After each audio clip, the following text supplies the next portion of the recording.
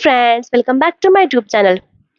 एक दिन सुबह सुबह नंदिनी बाजार से ढेर सारे सामान के साथ घर लौटी। उसके हाथों में कपड़ों के बैग थे। एक बड़े बैग में रसोई का सामान भरा था और कुछ डिब्बे ऐसे थे जिनका इस्तेमाल देखकर ही समझ आ रहा था कि नंदिनी ने उन्हें सिर्फ सेल देखकर खरीद लिया था। जैसे ही वह सामान लेकर कमरे में पहुंची, उसकी सास कमला जी की नजर उन बैगों पर पड़ गई। कमला जी कुछ देर तक चुपचाप नंदिनी को देखती रही।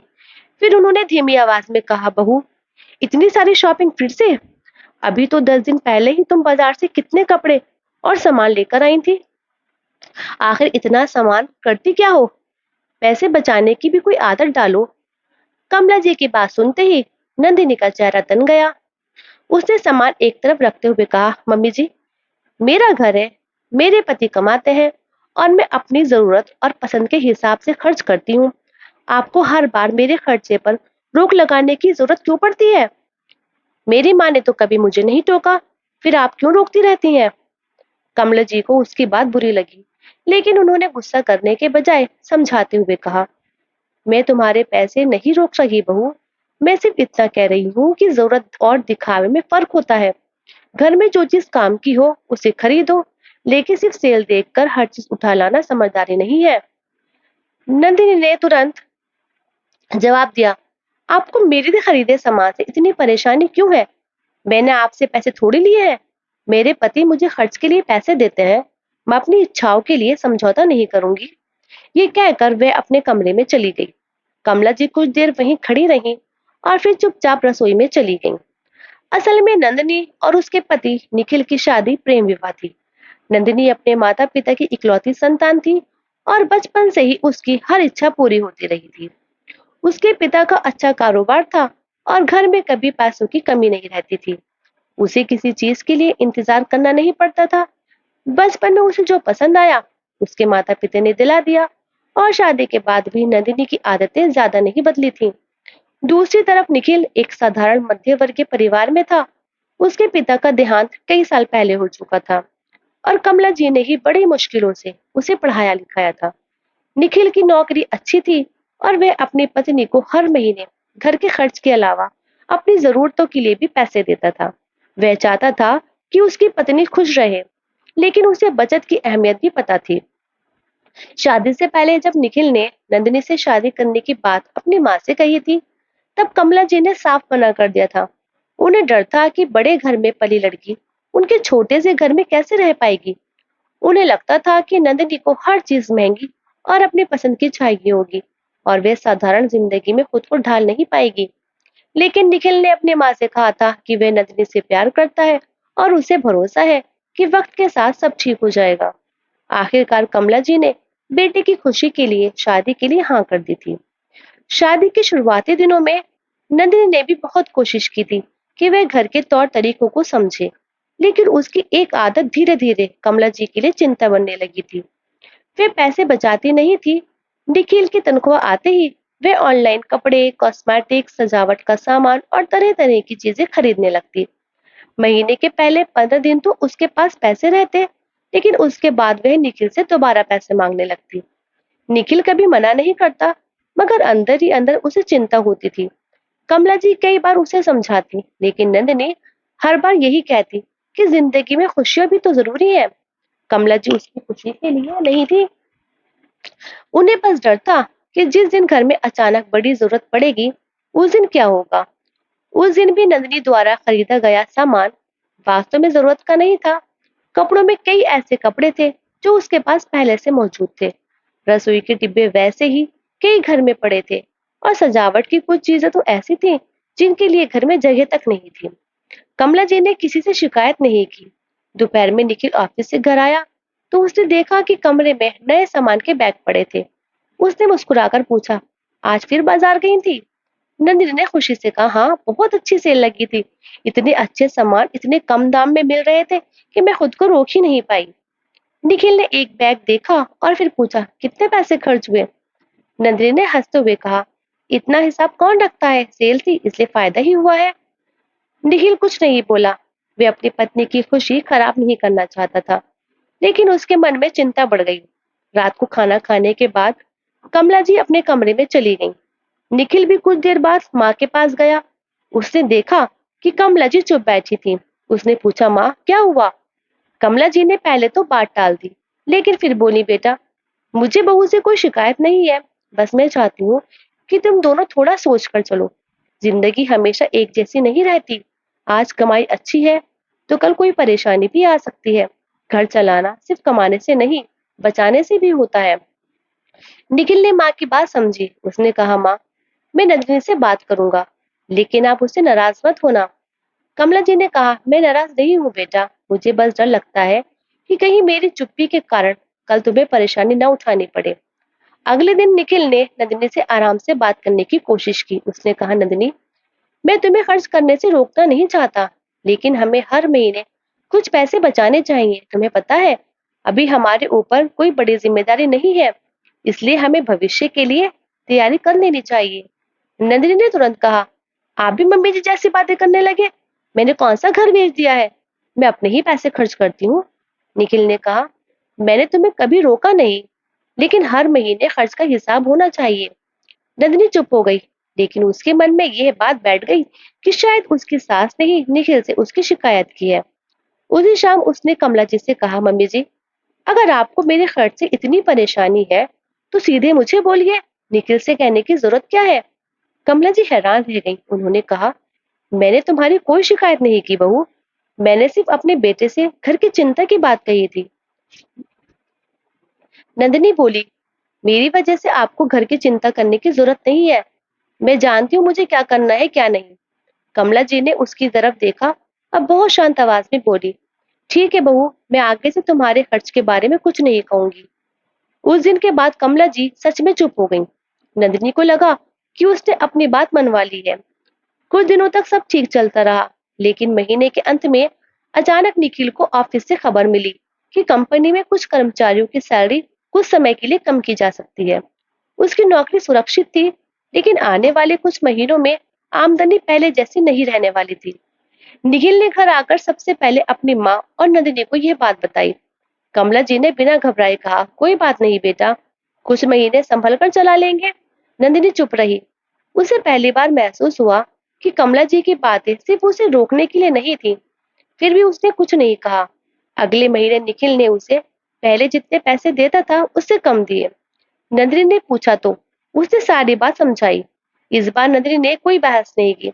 उसने पहली बार अपने कमरे की अलमारी खोली और देखा कि पिछले कुछ महीनों में खरीदी गई कितनी चीजें बिना इस्तेमाल के पड़ी थी। कई कपड़े ऐसे थे जिनके टैग तक नहीं निकले थे। रसोई के सामान के डिब्बे वैसे ही पैक पड़े थे। मेकअप की कई चीजें इस्तेमाल होने से पहले ही पुरानी होने लगी थी। नंदिनी कुछ देर तक उन सामानों को देखती रही। उसे अचानक कमला जी की बात याद आई। जरूरत और दिखावे में फर्क होता है। पहली बार उसे अपनी सास की बात में रोक टोक नहीं, चिंता दिखाई दी। उसी शाम नंदिनी रसोई में गई। कमला जी चुपचाप सब्जियां काट रही थी। नंदिनी कुछ देर उनके पास खड़ी रही और फिर धीमे से बोली, मम्मी जी। कमला जी ने सिर उठाकर कहा, हाँ बहू।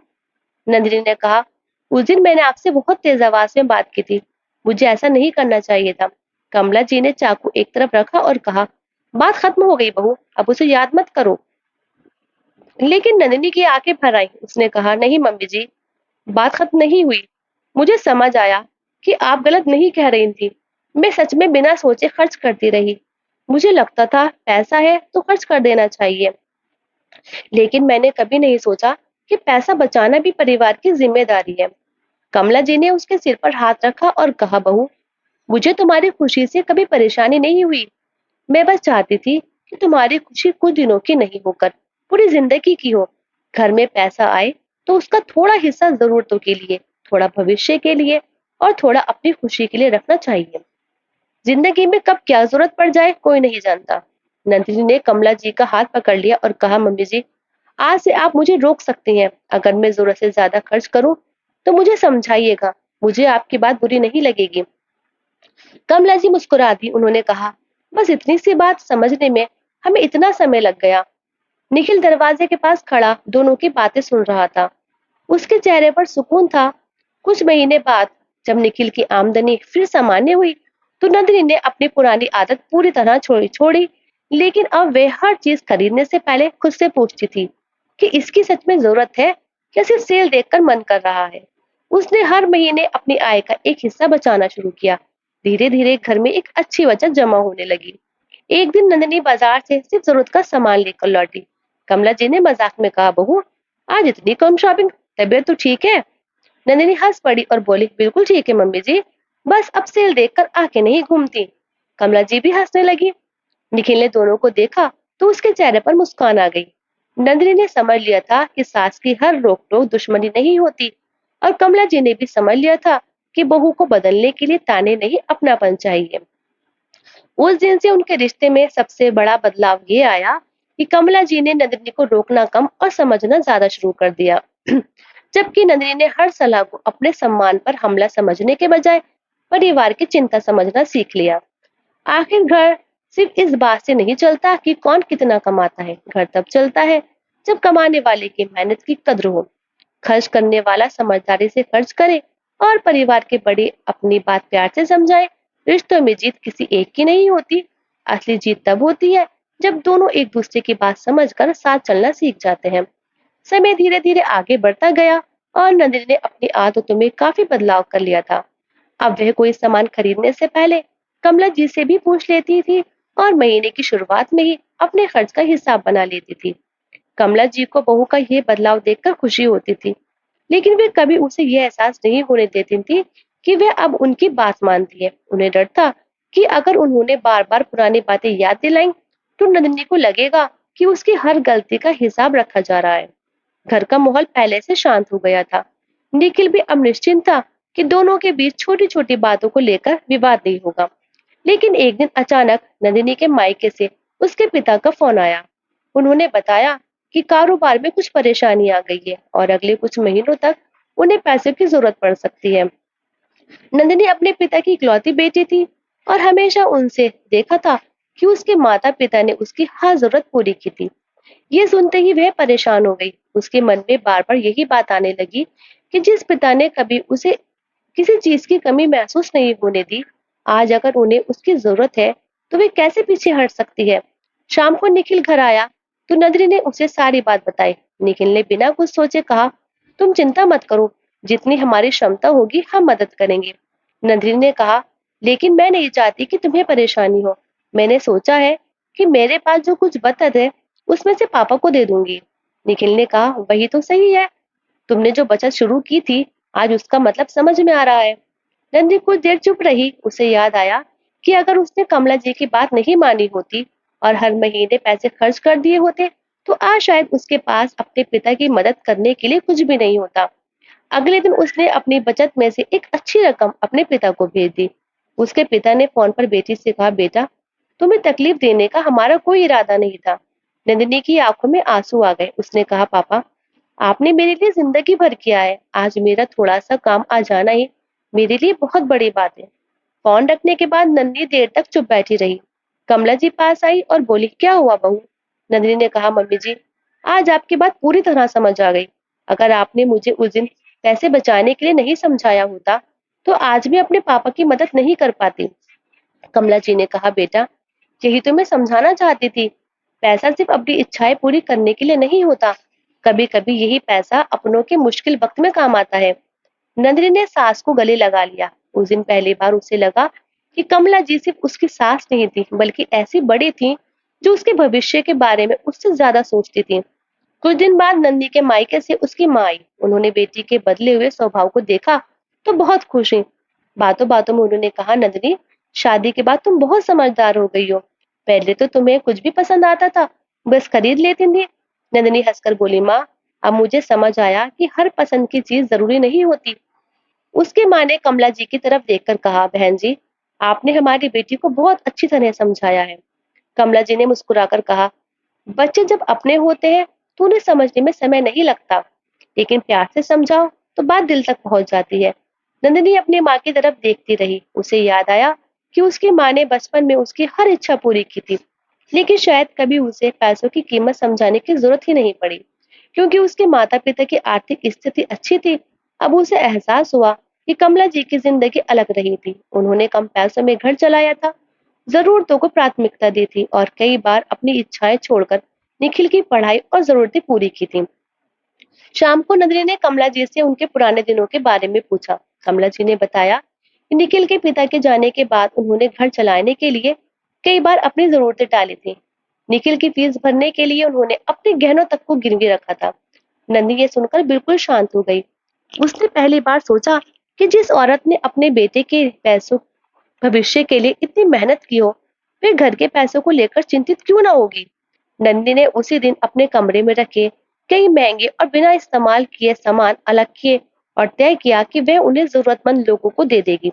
कमला जी ने देखा तो पूछा, ये सब क्या कर रही हो? नंदिनी ने कहा, मम्मी जी, पहले मुझे लगता था कि घर बड़ा दिखे तो अच्छा लगता है। अब लगता है कि घर में जरूरत से ज्यादा सामान नहीं, बल्कि जरूरत के समय काम आने वाला पैसा होना चाहिए। कमला जी ने कहा, बहू, तुमने आज सच में बहुत अच्छी बात समझ ली।